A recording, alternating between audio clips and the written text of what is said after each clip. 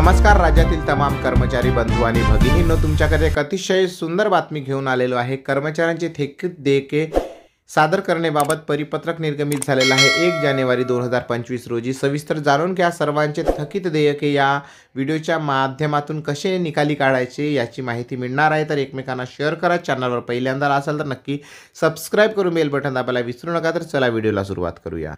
तर सन 2024-25 मध्ये ऑनलाईन प्राप्त थकीत देयके पडताळणी करून प्रशासकीय मान्यतेसाठी शालार्थ प्रणालीमध्ये सादर करण्याबाबत शिक्षण संचालनालय मार्फत दिनांक 1 जानेवारी 2025 रोजी महत्त्वपूर्ण शासन परिपत्रक निर्गमित करण्यात आलेलं आहे। यामध्ये नमूद करण्यात आलेलं आहे की 24-25 या आर्थिक वर्षामध्ये माध्यमिक व उच्च माध्यमिक व संबंधित सर्व थकीत देयके संबंधित शाळांनी दिनांक 15 ऑक्टोबर 2024 पर्यंत शालार्थ प्रणालीमध्ये ऑनलाईन सादर करण्याबाबत निर्देश देण्यात आले होते। तथापि तदनंतर शिक्षणाधिकारी, अधीक्षक, वेतन व भविष्य निर्वाह निधी पथक सर्व आणि विभागीय शिक्षक, उपसंचालक सर्व यांनी त्यांच्या स्तरावर ऑनलाईन प्राप्त थकीत देयकाची ऑनलाईन पडताळणी करून संचालयास मान्यता देण्यात सादर करणे अपेक्षित होते। परंतु अद्यापही अधीक्षक, वेतन पथक व विभागीय शिक्षक, उपसंचालक सर्व स्तरावर मोठ्या प्रमाणावर थकीत देयके प्रलंबित असल्याचे दिसून येत आहे।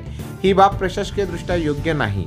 तसेच सबब, अधीक्षक, वेतन, भविष्य निर्वाह निधी पथक, माध्यमिक सर्व विभागीय शिक्षण, उपसंचालक सर्व यांना थकीत देयके नियमानुसार पडताळणी करून ऑनलाईन सादर करण्यासाठी सन 2024-25 चे थकीत देयके अधीक्षक, वेतन पथक यांना ऑनलाईन सादर करण्यासाठी दिनांक 10 जानेवारी 2025 पर्यंत मुदत देण्यात आलेली आहे। तर विभागीय शिक्षक, उपसंचालक सर्व यांनी वेतन पथक यांच्याकडून प्राप्त थकीत देयके पडताळणी करून ऑनलाईन सादर करण्याचा अंतिम दिनांक 20 जानेवारी 2025 देण्यात आलेला आहे। यानुसार आता तुम्हा सर्वांचे देयके हे थकीत निकाली निघणार आहे। तर ही बातमी आनंदाची आहे। एकमेकांना नक्की शेअर करा, चॅनलवर पहिल्यांदा आला असाल तर नक्की सबस्क्राइब करून बेल बटन दाबायला विसरू नका। परत भेटूया अशाच एका सुंदर माहितीपूर्ण व्हिडिओसोबत। रात्री 10 पर्यंत 10,000 लोकांपर्यंत हा व्हिडिओ पोहोचायला नक्की विसरू नका। धन्यवाद। जय महाराष्ट्र। थँक्यू।